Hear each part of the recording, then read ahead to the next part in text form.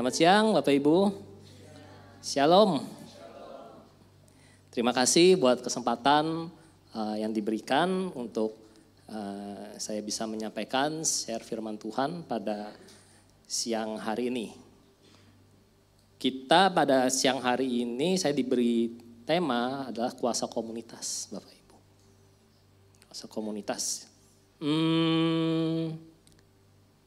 Mungkin ada satu hal yang saya mesti sampaikan dulu pada waktu tadi kita menyembah Tuhan. Tuhan taruh suatu ayat di dalam Mazmur, Mazmur berapa ini ya? Mazmur 92 ayat 13 bisa ditampilkan? Berkaitan juga dengan tema kita pada siang hari ini. Mazmur 92 ayat 13.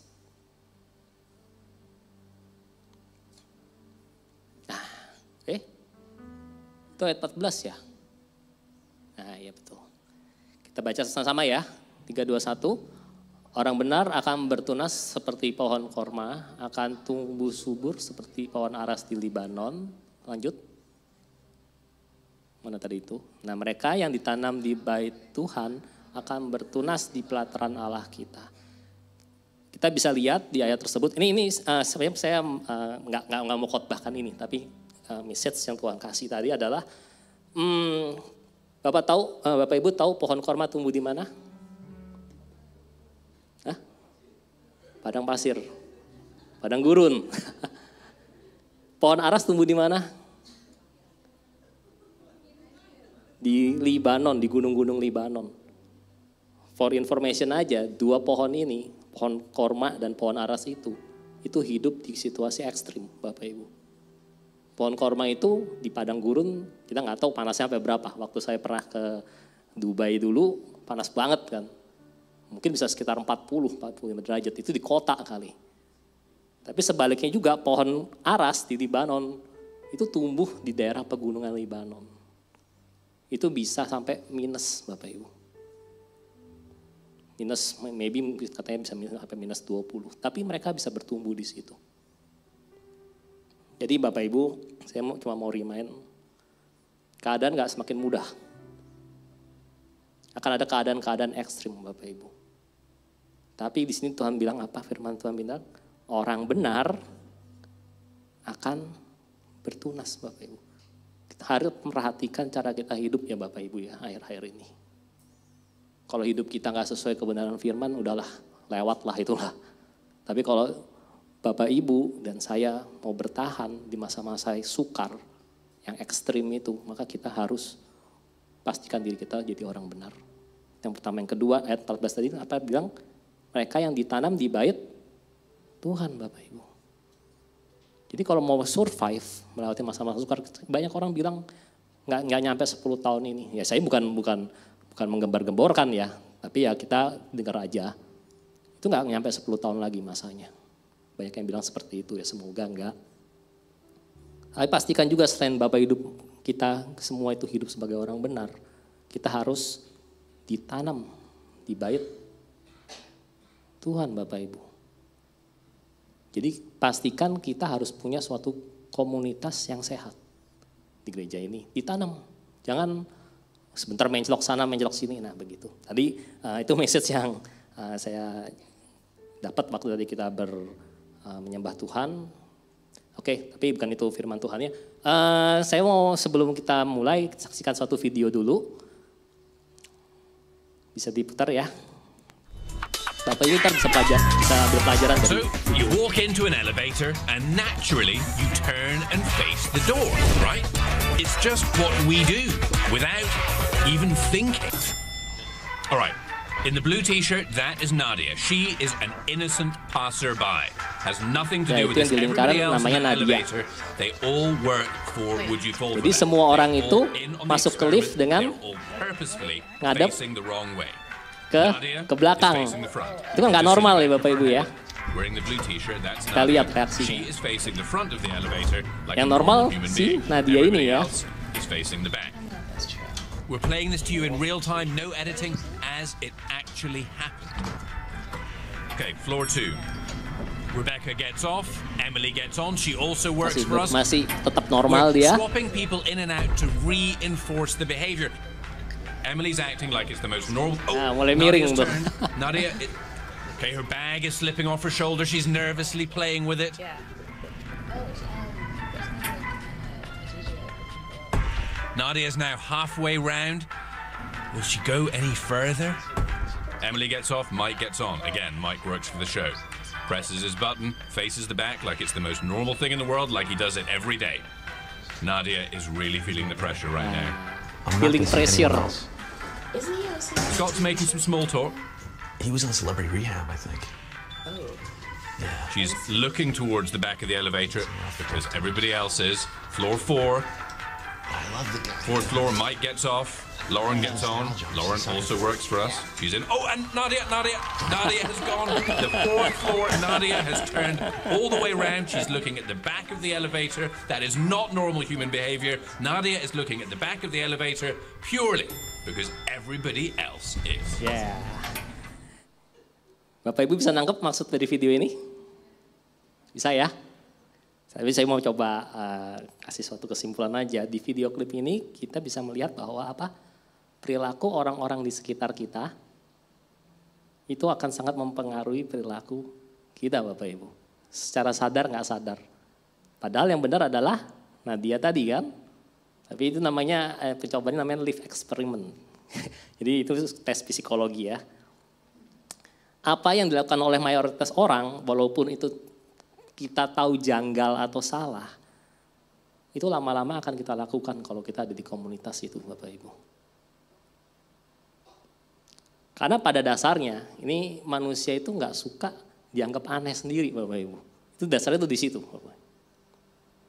Kayak nyeleneh gitu, aneh sendiri itu manusia nggak nyaman dengan hal tersebut. Nah, aku cari komunitas itu maksudnya apa? Oh, hari ini kan kita siang hari ini kan berbicara soal komunitas ya. Komunitas itu adalah apa? Sekelompok orang yang hidup bersama di suatu lingkungan yang sama atau sekelompok orang yang mempunyai karakteristik tertentu untuk hal yang sama Bapak Ibu. Jadi kayaknya agak impossible kalau misalnya kita berkumpul itu menjadi suatu komunitas kalau itu kita nggak punya common interest Bapak Ibu. Jadi kita bisa berkumpul pada siang hari ini kurang lebih berapa puluh orang ini pasti punya suatu maksud dan tujuan yang sama. Tadi saya barusan ngobrol sama Gabriel di mana di mobil tadi. Kan kamu belum ke gereja. Maafkan si Peggy. Kan belum ke gereja. Ayo ke gereja. Gitu kan. Saya bilang, "Kamu ke gereja?" "Ah enggak, aku mau main kartu di lantai 3. Gimana? Aku bilang, "Ini gereja." Aku bilang gereja itu apa tujuannya? Kita beribadah. Beribadah bersama-sama. Jadi kita datang jam 11 pada hari ini, pada siang hari ini, kita mempunyai satu tujuan yang sama Bapak Ibu kan. Kita mau beribadah, menyembah Tuhan, mendengar firman, memberikan persembahan, mendapat doa berkat. Nah itu common interest kita sama selama 2 jam ini Bapak Ibu. Jadi ini kita ada di dalam suatu komunitas. Ini shortnya, tapi secara jangka panjangnya tentu kita semua tergabung di keluarga GBI Hosana. Nah, seringkali kalau kita tuh berteman dan berkumpul dengan orang-orang, itu identitas dari kelompok tersebut itu lama-lama terserap dalam hidup kita. Setuju nggak? Contohnya, saya sudah menikah dengan Lia. Ada bagian dari sifatnya Lia itu ada di saya jadinya. Tapi ada juga bagian dari saya ada di Lia. Dan kita berdoa semoga yang ditransfer adalah sifat yang baik. Nah, jangan nanti udah menikah gitu jadi tambah buruk gitu. Bukan yang kebaikan yang diambil tapi malah kejelekan. Jadi suka marah-marah, jadi suka lelet. Nah, itu satu hal yang gak membangun Bapak Ibu. Jadi percayalah bahwa komunitas itu mempunyai kuasa untuk mengubah orang. Percaya gak Bapak Ibu? Itu dibuktikan tadi kan dari video klip tadi. Masalahnya adalah kalau kita ada di suatu komunitas itu kita menjadi lebih baik atau lebih buruk Bapak Ibu. Bapak Ibu ada di GBI Hosana berapa tahun? Berapa tahun kan? Ya udah denger. Papi berapa tahun? Wah, senior. Banyak orang-orang di tempat kita ini sudah berkomunitas di GBO saya udah lama Bapak Ibu. Puluhan tahun. Luar biasa kesetiaannya. Nah, di GBO sana selama puluhan tahun ini, saya cuma mengajukan satu pertanyaan. Apakah komunitas di GBO sana ini membuat Bapak Ibu menjadi lebih baik atau enggak? Bapak Ibu. Nah ini pertanyaan yang mesti kita renungkan. Ini dalam kaitan dengan gereja, maaf ya Pak Gembala. Ya, habis itu kita ngomong soal komunitas lagi yang lain. Komunitas apa? Kantor Bapak Ibu. Di lingkungan kerja. Apakah komunitas di lingkungan kerja tempat Bapak Ibu itu membuat Bapak Ibu jadi lebih baik atau enggak? Atau malah di tempat lingkungan Bapak Ibu bekerja malah kita menjadi diajarin korupsi lagi. Kita dari tadi yang nggak ngerti apa tuh korupsi, tapi kita ngeliat kelakuan teman-teman kita, jadi terbawa. Itu jelas nggak bisa. Habis itu terserah Bapak Ibu punya komunitas di mana. Komunitas hobi, komunitas arisan. Saya nggak tahu Bapak Ibu punya komunitas di mana-mana aja.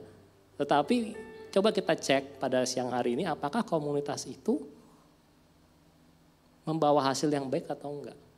Bahkan saya bisa sebutkan nih, bahkan komunitas itu akan menjadi faktor yang sangat menentukan bagaimana hasil akhir hidup kita Bapak Ibu.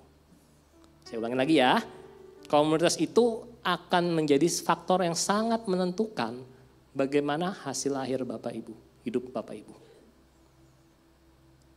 Tadi pagi Broden aku dengar tadi di YouTube berbicara soal komunitas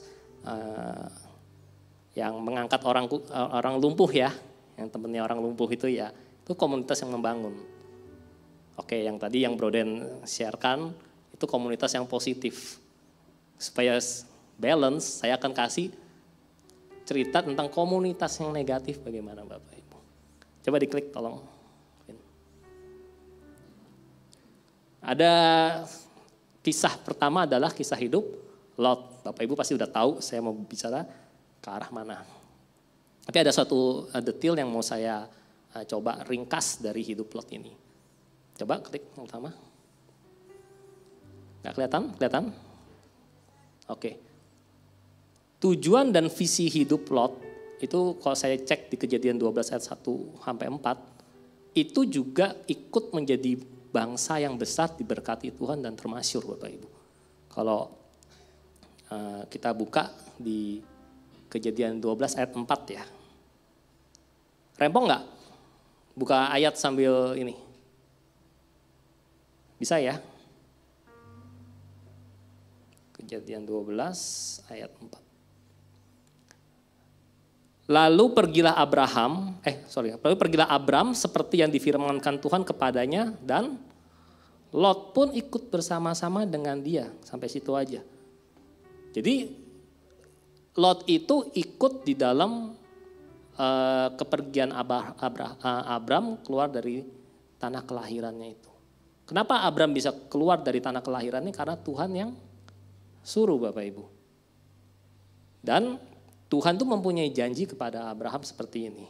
Aku akan membuat engkau menjadi bangsa yang besar, memberkati engkau, serta membuat namamu masyhur, dan engkau akan menjadi berkat. Janji tersebut pada saat Lot mengikutinya, itu dia juga kecipratan Bapak Ibu, janji tersebut. Jadi, kita buka di Kejadian 13 ayat 5-6 ya. Nggak usah dibuka deh, saya bacakan aja.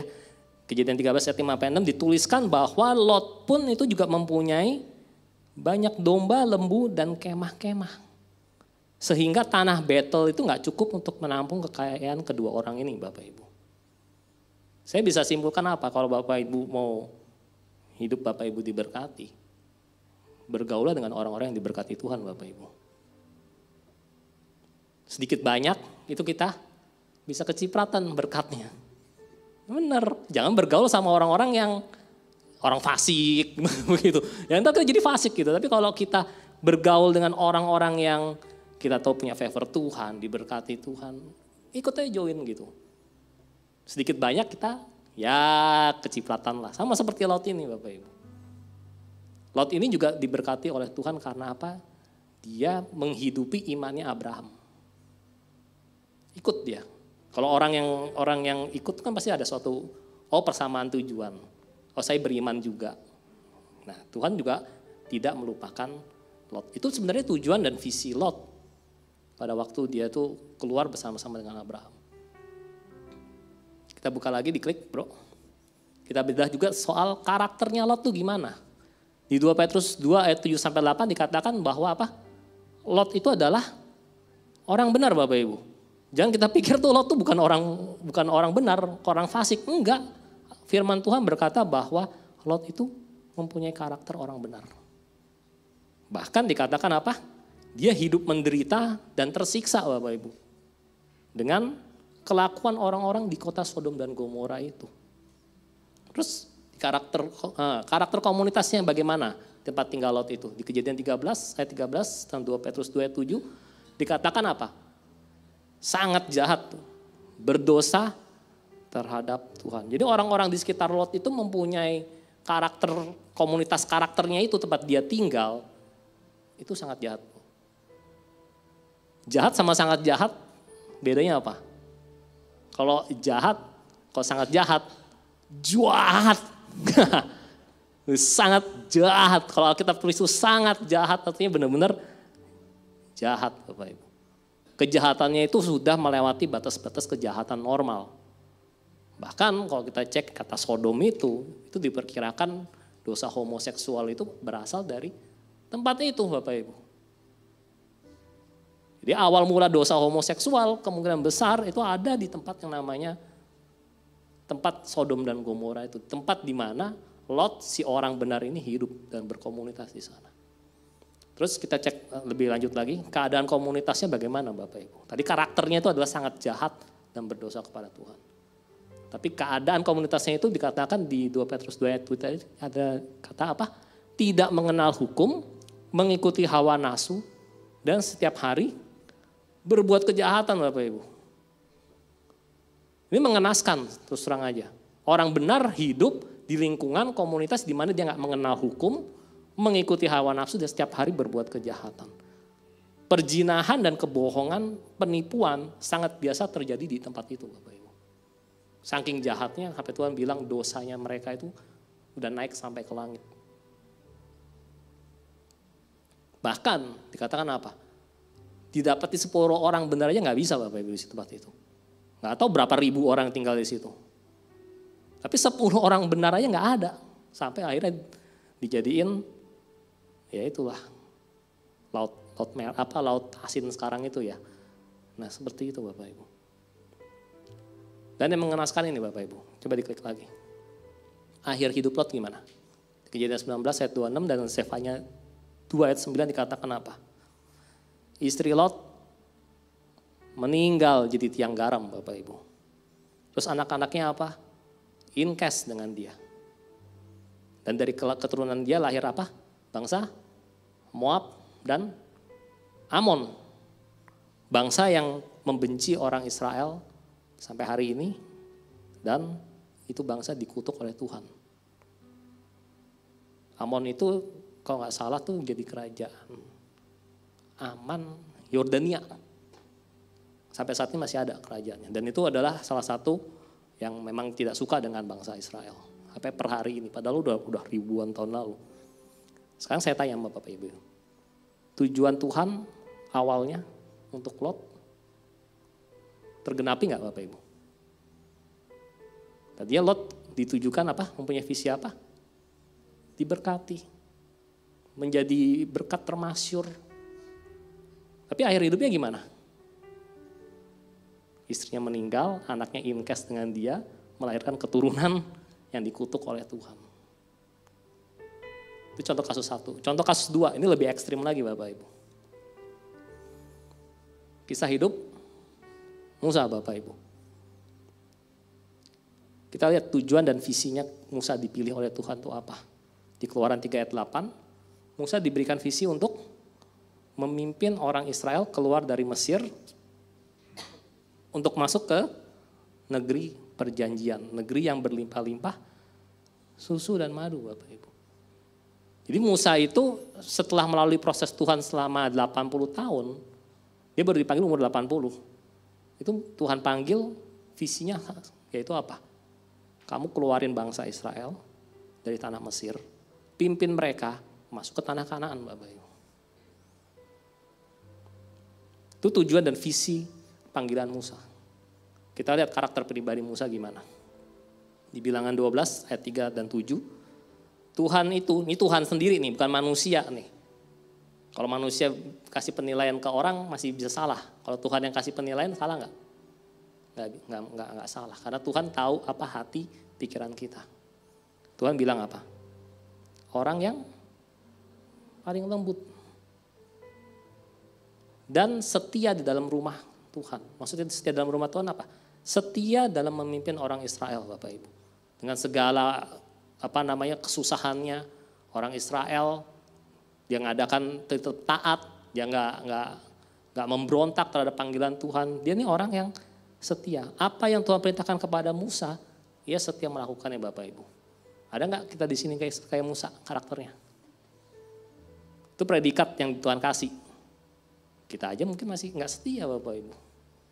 Kita aja masih panasan. Tapi Tuhan bilang Musa adalah orang yang paling lemah lembut. Kita lihat karakter komunitas yang dia hidup selama 40 tahun itu apa? Di Keluaran 32 ayat 9 dikatakan apa? Bangsa yang tegar tengkuk, Bapak Ibu. Yang ngasih predikat ini, itu Tuhan lagi. Tuhan memberikan penilaian terhadap karakter orang-orang Israel itu adalah bangsa yang tegar tengkuk. Bahasa Inggrisnya apa tuh? Stiff-necked gitu ya. Itu seperti apa kalau saya lihat, apa sih maksudnya tegar tengkuk? Itu seperti binatang yang gak bisa diajar, Bapak Ibu. Binatang yang gak bisa diajar itu disamakan seperti orang Israel ini. Saya punya anjing, ngajarin pipis saya susah, Bapak Ibu. di pet. Perlu waktu sampai akhirnya dia bisa pipis di pet. Itu pun juga kadang-kadang masih sering meleset. Itu masih bisa diajar, Bapak Ibu. Nah, orang Israel itu diumpamakan sama Tuhan seperti binatang yang gak bisa diajar. Itu karakter dari komunitas di mana Musa itu ada. Kita lihat keadaan komunitasnya. Bilangan 14 ayat 34 sampai 35 dikatakan apa? Orang-orang ini, komunitas ini adalah komunitas yang jahat dan melawan Tuhan. Padahal predikatnya adalah bangsa pilihan Tuhan. Tapi di penilaian Tuhan dia bilang, ini bangsa adalah bangsa yang jahat dan melawan aku. Kita gak bisa ngomong, oh saya tinggal di tempat ini, komunitas ini. Kita mau perhatikan karakter komunitas kita tuh seperti apa. Bahkan dalam gereja, Bapak Ibu. Karena banyak gereja-gereja sekarang ini nggak jelas karakter komunitasnya apa. Jangan-jangan jahat dan melawan Tuhan. Sampai akhirnya Tuhan bilang apa? Oke, kamu begitu keadaan kamu nggak dibilangin berkali-kali nggak bisa berubah. Aku hukum kamu. 1 hari, satu tahun. Sampai semua generasi ini habis dan mati. Terus ini yang mengenaskan, yaitu dari akhir hidup Musa. Di Bilangan 20 ayat 10 sampai 12. Memangnya kalau bangsa Israel muter-muter di padang gurun 40 tahun, Musa nyantai-nyantai gitu. Ambil minum kopi di Starbucks zaman dulu. Enggak, Bapak Ibu. Ikut dia muter di padang gurun 40 tahun. Dan sorry itu itu bukan akibat dari dosanya Musa, kesalahan Musa. Enggak. Tapi karena akibat dari apa? Komunitas. Coba Bapak Ibu kita renungkan sama kehidupan kita pribadi. Jangan-jangan kita hidup muter-muter. Gak ada tujuan, gak pernah mengalami kemenangan, ya itu. Karena kita berada di komunitas yang salah, Bapak Ibu. Muter aja hidup kita, gak ada perubahan dari tahun ke tahun. Gak ada suatu pertumbuhan, gak ada buah yang lebih lagi. Dan akhirnya apa? Tuhan tolak. Karena apa? Komunitas. Kejadian di mana tuh, di gunung Horeb ya, yang dipukul sama Musa itu. Kita harus bisa ngeliat dari satu sisi seperti ini, Bapak Ibu. Di Bilangan 20 itu ayat 1-nya adalah apa? Miriam meninggal. Jadi tuh kejadian itu tuh dalam keadaan apa Musa tuh lagi berkabung atas kematian kakaknya. Dan itu Miriam itu bagi Musa itu bukan cuma kakak, tapi udah seperti ibu juga. Dan pada saat orang yang dia respect, orang yang dia anggap kerabat terdekat dia meninggal, sedih gak hatinya? Ya kita aja dah ditinggal meninggal dah sama orang yang kita kasih, sedih gak? Sedih. Lagi sedih-sedih gitu digerecokin. Lu kesel gak? Digerecokin, wah minta air, gue mau minum. Kalau enggak kita berangkat pulang ke Mesir. Jadi kita harus menyadari bahwa Musa itu dalam kondisi seperti apa sampai dia kesel digetok gunung batu. Karena apa? Komunitas Bapak Ibu. Karena komunitas menyebabkan hidupnya dia, tujuan hidupnya dia itu tidak terpenuhi. Visinya apa? Keluar bangsa Israel dari Mesir itu benar separuh. Tapi separuhnya lagi apa? Masuk ke tanah kanan, dia pun gak masuk tanah kanan. Itu gak, menurut saya ironis. Padahal kita tahu sama-sama berapa lama? Paling 3 bulan Bapak Ibu. Dia 40 tahun dia ikut muter juga di situ sampai akhirnya dia nggak bisa menerima janji Tuhan dan kesandung karena komunitas. Saya cepet aja, waktu saya cepet ya, 1 menit lagi ya.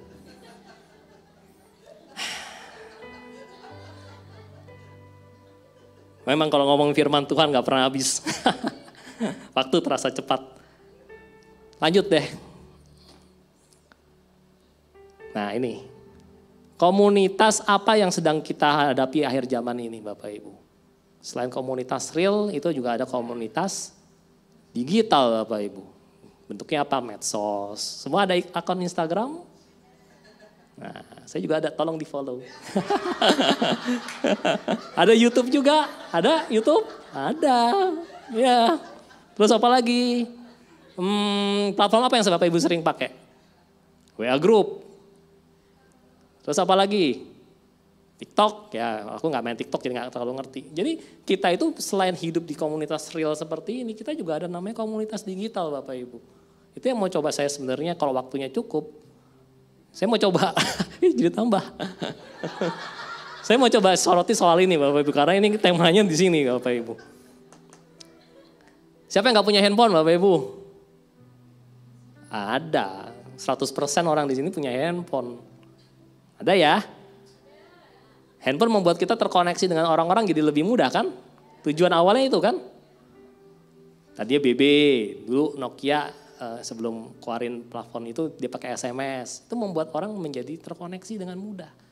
Kita jadi sekarang ada WA group, ada grup apa lagi. Itu nggak apa-apa karena handphone dan gadget itu adalah barang netral Bapak Ibu. Bisa digunakan untuk tujuan yang baik.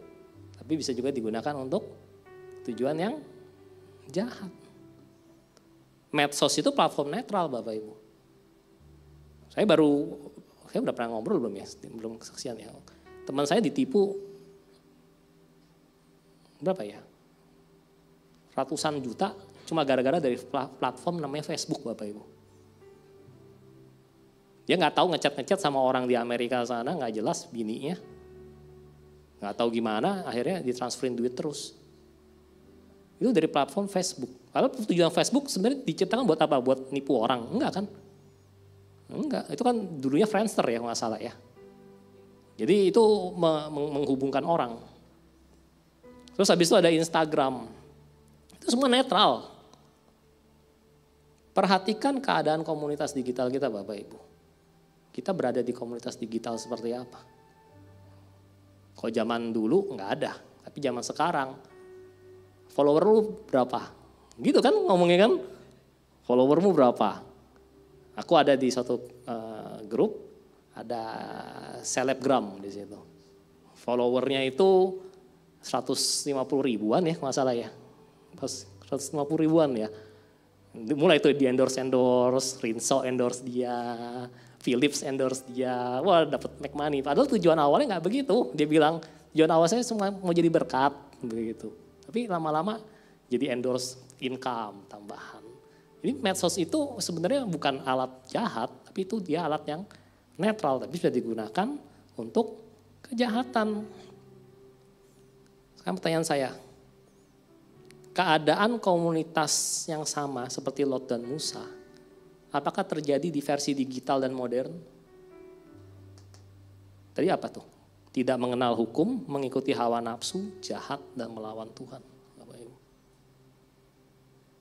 Perhatikan komunitas digital kita tuh ada di mana. Coba diklik deh bro. Nah ini. Kecilan ya Bapak Ibu ya. Ini ada beberapa kasus yang recent, mungkin yang paling kiri itu atas tuh udah tahun 2022. Tapi selanjutnya yang sebelahnya itu adalah kasus-kasus yang terakhir terjadi di masyarakat kita melalui platform digital. Pertama adalah apa tuh? Bisa baca nggak? Aku nggak kebaca. Nggak, yang paling kiri. Nah, jadi medsos itu digunakan untuk investasi bodong Bapak Ibu. Saking cepatnya kita masuk informasi ke kepala kita. Sampai itu kita nggak ngerti mana yang benar, mana yang salah kan. Setiap hari selalu ada update video, ada video yang baru. Sampai kita nggak ngerti mana yang benar, yang salah. Dan informasi yang terlalu cepat itu digunakan sebagai celah untuk orang-orang tertentu untuk melakukan apa? Kasus-kasus investasi bodong yang melawan hukum. Baik itu yang berkedok investasi, berkedok agama, badan sosial, atau terang-terangan judi online Bapak Ibu. Dan saya baru kemarin kaget juga ternyata, ini baru yang terakhir itu, berita yang terakhir itu tanggal 27 atau kemarin ya. Ternyata perputaran duit di judi online itu adalah berapa? Berapa tuh? 600 triliun Bapak Ibu, edan. Saya nggak tahu itu berapa sebagian duit itu kemana, saya nggak tahu. Tapi perputaran duitnya itu 600 triliun. Dan itu semakin marak Bapak Ibu. Karena apa? Disebabkan karena itu judi online mewabah karena minimnya lapangan pekerjaan. Susah orang cari kerja, akhirnya cari jalan pintas apa, ayo kita main judi aja deh. Kalau dulu kan ada Copacabana tuh. Zamannya Gubernur Ali Sadikin. Ya kan, sekarang udah gak ada ini. Dan kita dengar berapa waktu itu katanya inisialnya T. T apa nih? Kita gak tahu, itu yang gak tersentuh hukum. Dia punya judi online. Itu baru perkara yang besar ya. Kita perkara yang sehari-hari. Saya nggak tahu kenapa tiba-tiba Instagram account saya ada aja tuh ngasihin sop iga di realnya gitu kan. Padahal saya nggak pernah subscribe begitu. Mungkin Google-nya terlalu pinter mengartikan sampai akhirnya keluar selalu iklan-iklan. Konten-konten sop iga, terus sate mana lagi, seafood mana lagi, steak mana lagi, keluar aja terus di situ. Terus habis itu ada, wah jalan-jalan ke Maldives. Nggak tahu nih dari mana, ini ada di akun real saya, di akun Instagram saya screenshot aja. Jalan-jalan ke Jepang murah, bakar terus. Sampai akhirnya kita apa? Mengumbar hawa nafsu Bapak Ibu.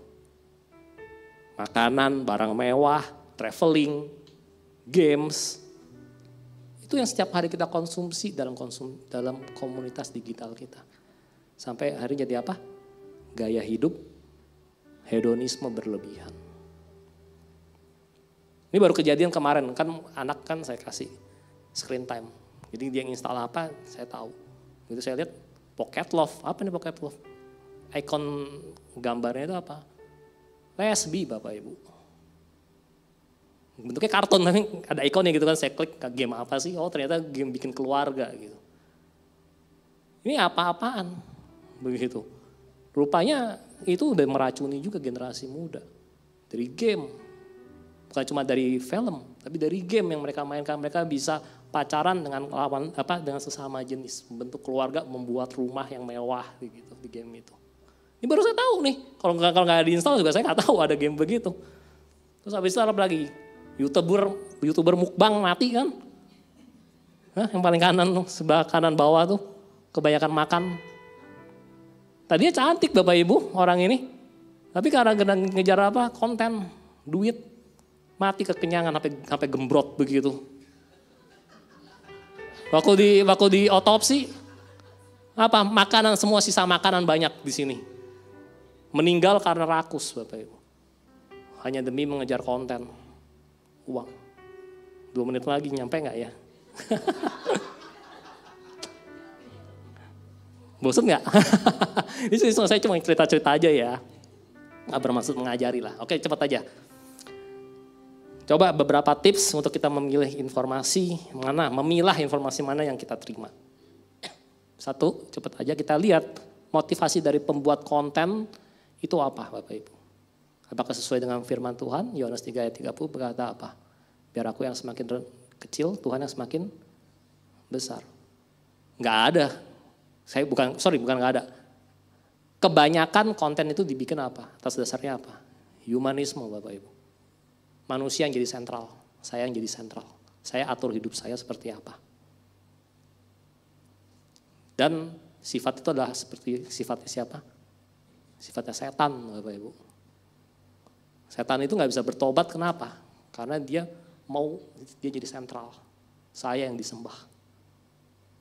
Mirip, humanisme juga begitu. Saya yang paling berkuasa atas tubuh saya. Saya ciptaan paling mulia, pakai ayat Alkitab. Tapi yang disembah siapa? Ini, motivasi dari pembuatan konten tersebut apa? Kalau humanisme udahlah, gak usah inilah. Terus habis itu apa? Isi konten tersebut Bapak Ibu. Di Galatia 5 ayat 19-21 berbicara soal apa? Perbuatan daging. Ya kita tahulah perbuatan daging, baca aja sendiri karena waktu. Jadi konten yang kita konsumsi setiap hari, itu menuruti perbuatan daging atau enggak? Atau menuruti kehendak Tuhan? Ya jelas lah pergi ke Maldives, kehendak Tuhan enggak. Kecuali kalau saya misi ke sana ya, wah memenangkan jiwa. Tapi kayaknya enggak begitu deh, gambarannya cewek-cewek pakai bikini. Enggak mungkin itu kehendak Tuhan, visi Tuhan, enggak. Gambar apa iga sapi yang menggiurkan, itu kehendak Tuhan enggak? Perbuatan daging yang diumbar Bapak Ibu. Aku bacain di 1 Korintus 15 ayat 33 terjemahan Living Translation. Don't be fooled by those who say such thing. Siapa who say such thing? Kalau dalam perkara jemaat di Korintus adalah apa? Orang-orang yang mempertanyakan Yesus bangkit atau enggak. Ada kebangkitan tubuh kita enggak. Kalau saya implementasiin dalam modern ini, yaitu ayo pergi ke Maldives, ayo pergi ke Tokyo lagi murah. Ya, ayo tuh di mana? Jalan Biak yang kita mau pergi. Ada seafood enak, katanya udah nggak usah doa, Rebo, kita ke sana. Udah ada yang ngidein seperti itu. Nah, terus apa lagi? Saya nggak nunjuk orang ya. Silakan berasumsi siapa yang seperti itu. Nah, habis itu apa dikatakan nih? If you listen to them, you will start acting like them. Kalau kamu mendengarkan mereka, maka kamu akan bertingkah laku seperti mereka. Sama seperti yang tadi, yang ilustrasi elevator lift itu. Lihat setiap hari hal tersebut, dengar setiap hari hal tersebut, sadar nggak sadar kita akan jadi seperti itu. Kayak tadi saya kasih perumpamaan cerita Lot dan cerita Musa. Musa aja terpengaruh Bapak Ibu, siapa kita? Musa ngomong sama Tuhan udah kayak temen. Kita ya doa Senin Kamis, ya kan? Itu aja terpengaruh komunitas. Ini kita dicekokin kayak beginian. Hati-hati, akan start acting like them. Dan perbuatan daging dikatakan di firman Tuhan apa? Tidak pernah mendapat bagian dalam kerajaan sorga. Kalau itu firman Tuhan tulis seperti itu. Artinya kalau kita hidup selalu menuruti keinginan daging. Artinya apa? 1 tambah 1 sama dengan 2. Artinya apa? Yang lu gak dapat hidup bagian ke kerajaan surga, udah titik. Walaupun kita ngaku diri kita jemaat GBI Hosana puluhan tahun. Kalau perbuatan kita masih di drive oleh kedagingan ya gak bisa. Gak mendapat bagian. Terus lanjut. Siapa yang membuat konten sebut? Di Matius 7 ayat 16-18 dikatakan apa? Dari perbuatannya lah, buahnya lah kamu melihat orang tersebut itu seperti apa. Apa anak Tuhan atau anak iblis. Kredibilitas personal life-nya bagaimana orang yang membuat konten tersebut. Kalau cuma hanya mau ikut-ikutan copas dari konten orang masukin pakai suara-suara bebek. Ya udah kita tahu lah kualitas hidup itu seperti apa lah. Gak usah diikutin Bapak Ibu.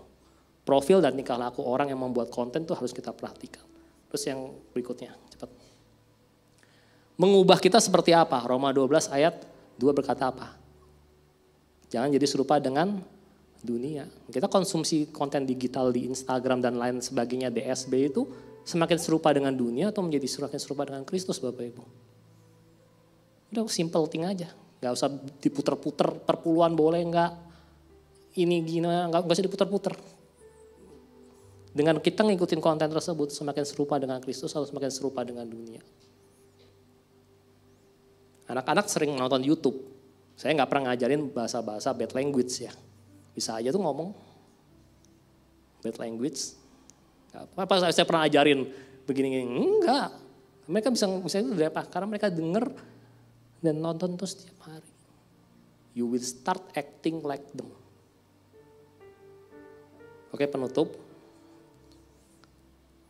Ya. Ada suatu quote yang bagus dan Bapak Ibu menurut saya kita perhatikan dengan komunitas kita, dengan siapa kita terhubung setiap hari. Coba diklik. Komunitas yang salah akan membuat masalah besar di hidup kita Bapak Ibu. Bahkan berpotensi besar menentukan akhir hidup kita gagal untuk memenuhi tujuan Tuhan yang terbaik. Hati-hati Bapak Ibu. Kita gak sadar diserang dari sisi ini.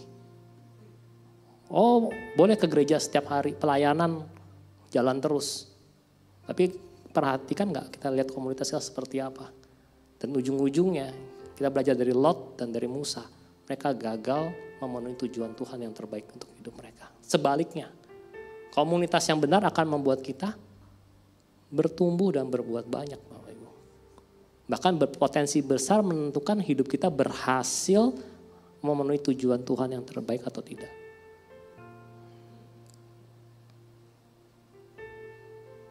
Terus habis itu ini ciri-ciri komunitas yang sehat itu seperti apa? Langsung aja diklik. Harus ada saling menolong satu dengan yang lain. Di GBH sana ada nggak? Terus bersikap baik satu dengan yang lain. GBH sana ada nggak? Melakukan hal yang baik. Di sini melakukan hal yang baik ada nggak di GBH sana? Nah, terus apa? Saling menguatkan satu dengan yang lain ada nggak? Terus saling mengingatkan satu dengan yang lain. Oh, saya baru ditegur sama teman saya. Kamu pelayanan datang telat, nggak menghormati. Oh iya. Maaf saya salah. Ya. Itu ada dikata di Ibrani 10 ayat 24 sampai 25. Kalau semua itu ada di GBH sana, bertumbuhlah di tempat ini Bapak Ibu. Karena apa? Kita kalau bilang semua 1AP5 itu ada, jadi di sini adalah komunitas yang sehat untuk kita bertumbuh. Pak Gembala, Ibu Gembala, Ko Heri, Cimeme sebagai pemimpin kita pasti akan memikirkan bagaimana supaya jemaat itu bertumbuh, gak muter-muter. Bertumbuh, terus progres. Karena apa? Kita kalau dipimpin oleh orang yang bergerak progres ke atas, maka kita pun akan level up. Jadi pastikan bahwa kita harus ada dalam komunitas yang sehat. Terakhir saya kesaksian. Ya Bapak Ibu tahu kan, saya baru kena tipu kan? Aku kena tipu dalam jumlah besar. Karena apa? Terlalu percaya. Nah ini namanya apa? Penipuan berkedok agama, Bapak Ibu. Waktu kena tipu, ya sedih lah. Itu kan bukan duit dikit ya. Bisa beli cendol berapa berapa tahun beli cendol, kita bisa saya traktir. Setiap minggu makan cendol sama beberapa tahun gitu.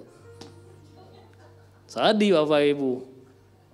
Terus kayak ketemu suatu komunitas, saya dibimbing di situ. Habis itu di encourage, dilatih. Jadi komunitas yang saya ikut itu adalah training center. Jadi kalau Bapak Ibu kayak kita pergi ke fitness center, nah itu sama begitu. Namanya versi rohaninya. Karena apa? Di mentor, terus didiskus, terus habis itu dipaksa merenungkan firman Tuhan setiap hari. Habis itu ada modul-modulnya segala macam. Itu membuat saya merasa, oke, ini membuat saya menjadi lebih kuat dalam menghadapi masa-masa yang sukar. Seperti yang tadi di Mazmur 92 tadi.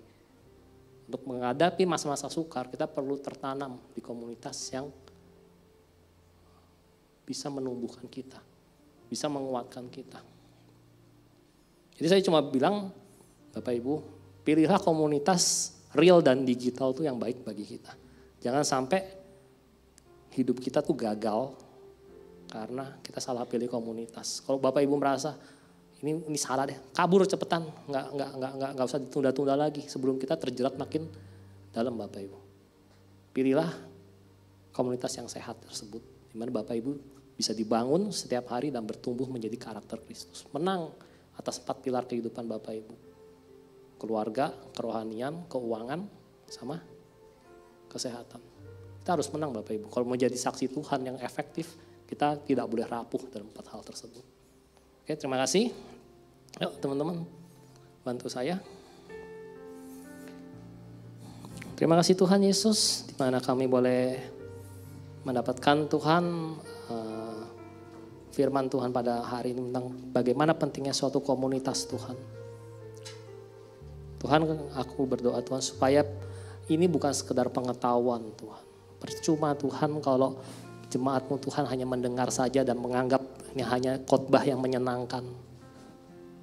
Hamba-Mu berdoa Tuhan supaya hamba-Mu dan semua orang yang mendengar hal tersebut Tuhan dapat melakukannya dalam kehidupan sehari-hari. Keluar dari komunitas salah, keluar dari kebiasaan digital yang salah. Ya Tuhan, kami mau bertobat di hadapan-Mu Tuhan pada siang hari ini. Kami hanya mau selalu terhubung dengan Engkau ya Tuhan Yesus. Biar hati kami sama seperti hati Daud yang selalu merindukan Engkau.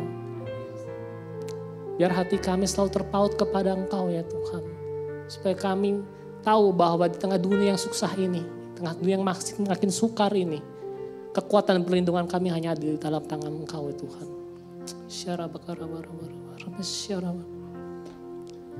Ku terhubung denganmu, selalu melekat di hatimu. Firman-Mu itulah dasar hidupku yang berdaulat atasku. Terhubung denganmu. Biar lagu ini menjadi doa kita pada siang hari ini. Supaya kita terkoneksi terus dengan Tuhan. Bukan dengan handphone kita, bukan dengan gadget kita, bukan dengan apapun yang mengumbar hawa nafsu, kedagingan. Itu semua sia-sia Bapak Ibu. Lebih baik kita terkoneksi dengan Tuhan lebih lama daripada kita terkoneksi dengan gadget kita lebih lama.